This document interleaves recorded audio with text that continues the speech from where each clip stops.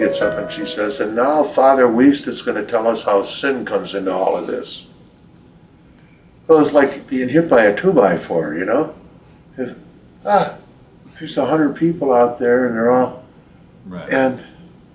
But by God's grace, you know, I just flipped it over to the witness that I gave to Beth and her husband when I went to visit them, and what I've been able to do with many people that have gone through suicide things. Right.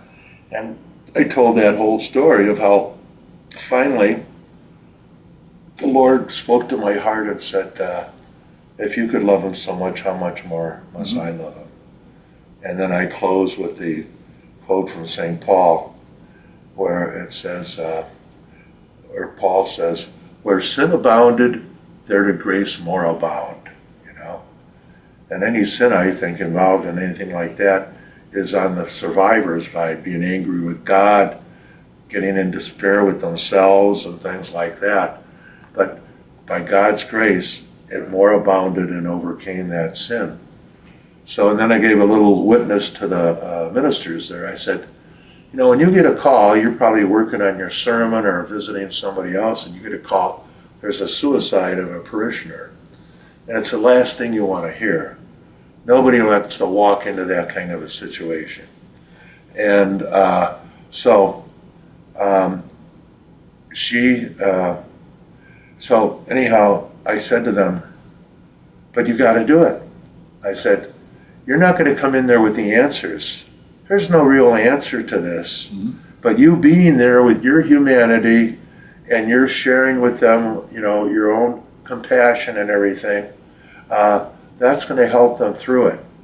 If you come in there, it's starting like you know all the answers and this is this and one theologian says that, and you're done, you know, so don't do it.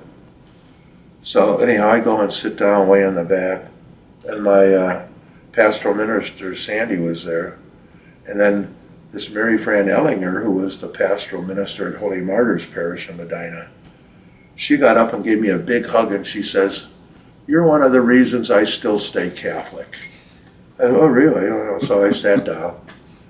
So this survivors of suicide come up, and it's a daughter whose mother committed suicide, and her father, and it was his wife who committed the suicide and everything. And so they sit down, and before they begin, the daughter says, before we begin, I want to say something to Father Weist.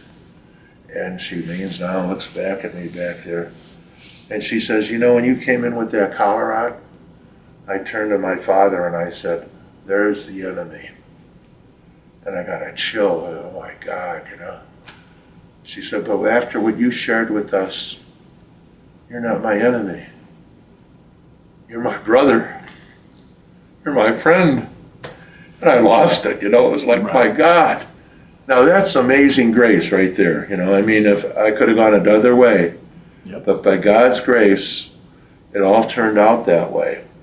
And then I got a letter later on in the week from this woman who is the Methodist minister at Spencer, Ohio, and she wrote to me, and because I had gotten to know her through a wedding that we did together, and her husband was the Methodist minister in York, Ohio, Medina County, and he helped her with this wedding thing too. But anyhow, she wrote this note to me, and she said, Father Ned, I just want to tell you, this was your finest hour as a priest and minister, you know. And I read those things, and it was like, wow, you know, and once again, God taught me that, you know, you got to take all your theology and all the things you've learned and everything like that and bring it to the scene, but bring your humanity there, bring, you know, connect with them.